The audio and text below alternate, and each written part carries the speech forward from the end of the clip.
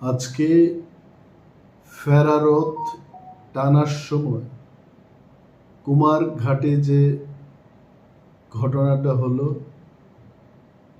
আমি শোকাহত এই ঘটনাতে এবং নিহত পরিবারদের প্রতি গভীর সমবেদনা জানাচ্ছি।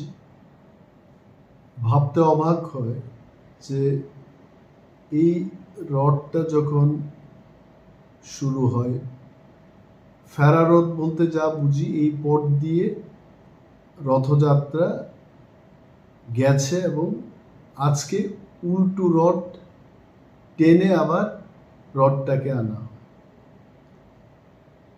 আমার একটা প্রশ্ন হলো যে প্রশাসনকে জানানো হলো, এটা নিশ্চয়ই জানিয়েছে এবং প্রশাসনের লোক সেখানে ছিল। যাওয়ার পথেই যদি রথটা যেতে পারে, আজকে ফেরার পথে এই ঘটনা কেন হল? সেখানে প্রশাসনিক আধিকারিকদের জানা উচিত ছিল, জিজ্ঞেস করা উচিত ছিল।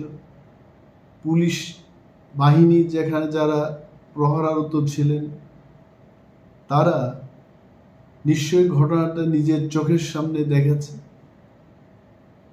প্রশাসন যদি একটু অ্যালার্ট হয়ে কাজ করত, এই ঘটনাটাকে এড়ানো যেত এবং যারা এই দোষী, এই কাজে, এই ঘটনায় যারা যুক্ত, এই ঘটনাটা যাদের কারণে হয়েছে, দ্রুত এবং সুস্থ তদন্ত সরকারকে করতে হবে এবং শাস্তির ব্যবস্থা করতে হবে। যারা মারা গেছেন তাদের প্রত্যেকটি পরিবারের হাতে এটা বিরোধী দলনেতা হিসেবে আমার দাবি থাকবে মিনিমাম 20 লাখ রুপিস কম্পেনসেশন দেওয়া হোক এবং যারা গুরুতরভাবে আহত হয়েছেন